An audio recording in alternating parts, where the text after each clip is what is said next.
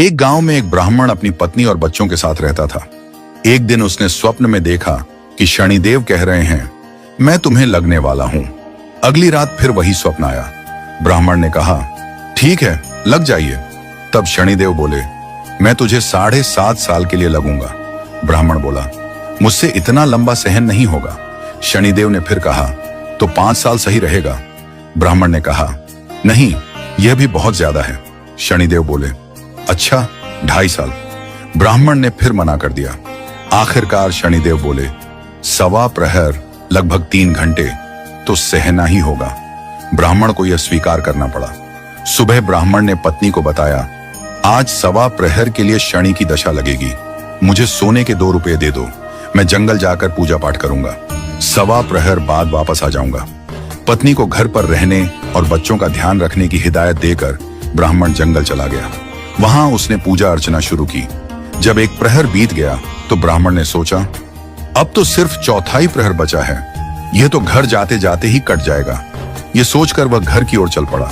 लेकिन शनिदेव की दृष्टि से बचना आसान नहीं था। रास्ते में उन्होंने मतीरा, तरबूज जैसे फल के पौधे लगा दिए। ब्राह्मण ने सोचा, बच्चों के लिए मतीरा ले चलता हूं। उसने इधर उधर देखा, किसी को न पाकर 2 मतीरे तोड़े और 1 सोने का रुपया वहां रख दिया। तभी रास्ते में राजा के सैनिकों ने उसे रोका और पूछा, थैले में क्या है? ब्राह्मण ने कहा, बच्चों के लिए मतीरा ले जा रहा हूं। सैनिकों ने कहा, थैला खोलकर दिखाओ। ब्राह्मण ने थैला खोला तो देखा, मतीरे की जगह राजा के बेटों के कट्टे हुए सिर पड़े थे। सैनिक ब्राह्मण को पकड़कर राजा के पास ले गए।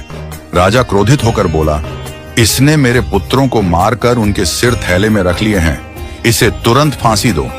जब ब्राह्मण को फांसी देने की तैयारी हो रही थी, उसने कहा, राजा, मेरी अंतिम इच्छा है कि मुझे पूजा करने दिया जाए। राजा ने उसकी इच्छा पूरी करने की अनुमति दे दी। ब्राह्मण पूजा करने लगा। जैसे जैसे 1.25 प्रहर का समय पूरा हुआ, शनिदेव की दशा समाप्त होते ही चमत्कार हुआ। राजा के दोनों पुत्र शिकार खेलकर महल लौट आए।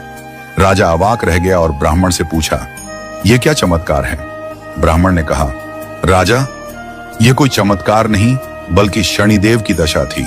जैसे ही शनिदेव की दशा हटी, मतीरे फिर से मतीरे बन गए और आपके पुत्र जीवित लौट आए। राजा ने पूछा, शनि की दशा से बचने के लिए क्या उपाय करने चाहिए?